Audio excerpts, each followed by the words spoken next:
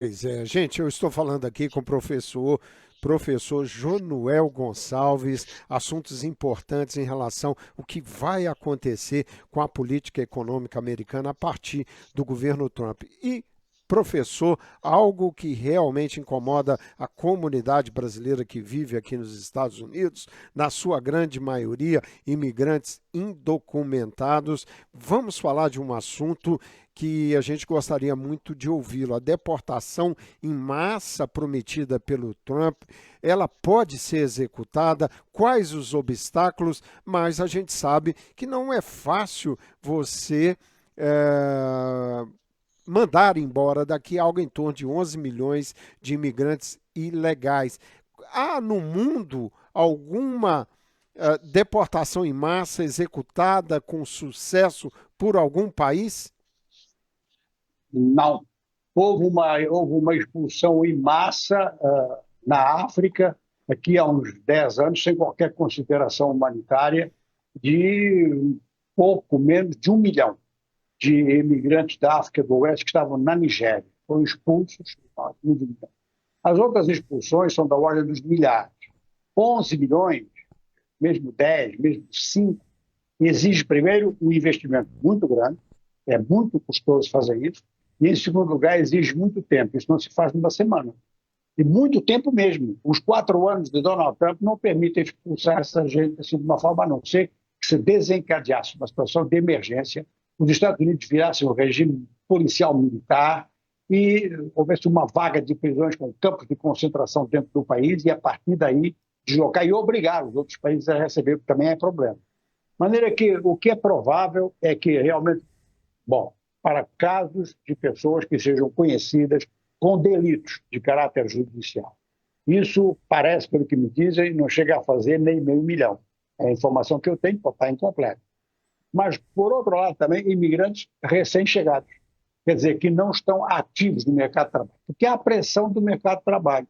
Se você vai expulsar, mesmo o pessoal que está ilegal, e residente ilegal, mas que tem um emprego, que paga imposto, que ajuda a funcionar uma empresa, se você tira ele de lá, você vai criar problemas.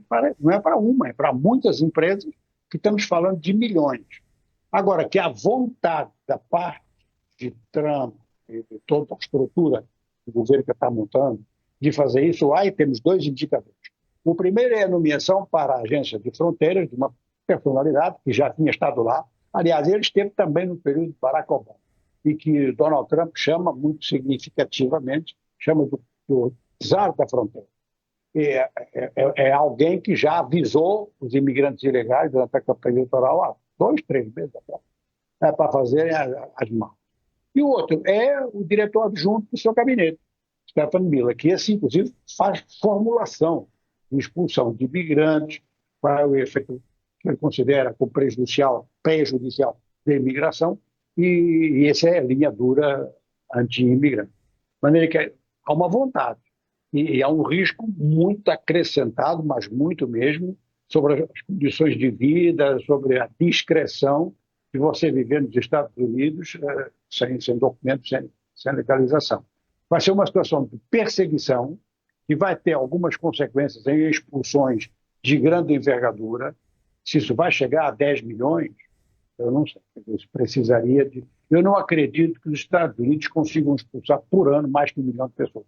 Aliás, essa é a meta do vice-presidente americano J.D. Vance durante a campanha, dizendo que no primeiro ano o governo Trump tinha como objetivo expulsar em torno de 1 milhão de imigrantes indocumentados daqui. Mas, como o senhor disse, nós temos números impressionantes em todos os Estados Unidos do trabalho do imigrante indocumentado, que na realidade tem um peso muito grande, inclusive na inflação, porque aquele discurso de que nós ocupamos o lugar do americano, do nativo, isso é balela. A gente sabe que não. É uma mão de obra mais barata que interessa às empresas. Aliás, nós temos um exemplo do que aconteceu recentemente aqui na Flórida. Eu estou há pouco mais de 6 meses morando aqui na Flórida e havia um temor muito grande com algumas medidas tomadas pelo governador da Flórida por questões políticas. Ele pleiteou ser o presidente, representar o Partido Republicano nessa eleição, teve algumas medidas duras contra o imigrante e ficou por isso. Na prática, no dia a dia, nada aconteceu. E a impressão que fica é que realmente o peso desses trabalhadores é muito grande para uma economia como a da Flórida, por exemplo, né? E baseada muito hoje em construções. Todo lugar que você circula aqui na Flórida, as construções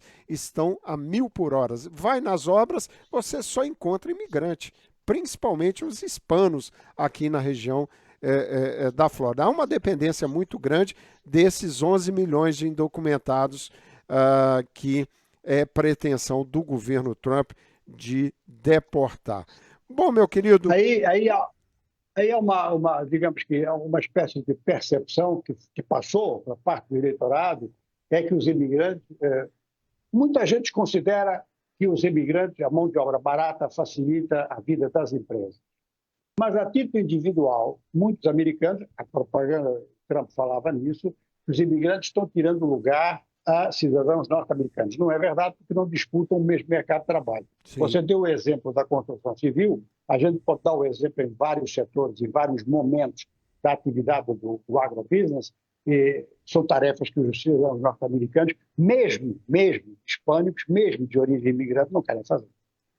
Pois é, esse é o professor Jonuel Gonçalves. Professor, eu gostaria muito de agradecer a sua participação hoje, vários assuntos que nós vamos discutindo com o senhor, espero entrevistá-lo mais vezes, por exemplo, a questão da OTAN, a possível saída, mais uma vez, dos Estados Unidos da OTAN, que pode acontecer, por exemplo, na Ucrânia, né? Com certeza os europeus vão reagir a isso, há uma grande preocupação na Europa com a sua segurança, com o crescimento do território russo, né? É algo que eu queria muito debater isso com o senhor, mas espero numa próxima oportunidade. Agradecer muito a sua gentileza, desde a hora que eu te liguei, você sempre muito solícito, e a gente volta a falar, tá bom, professor? Tá bom, tá combinado, com muito prazer. Tá ok, um abraço, professor Jonuel Gonçalves, o Tudo Azul USA segue em frente, sempre indo.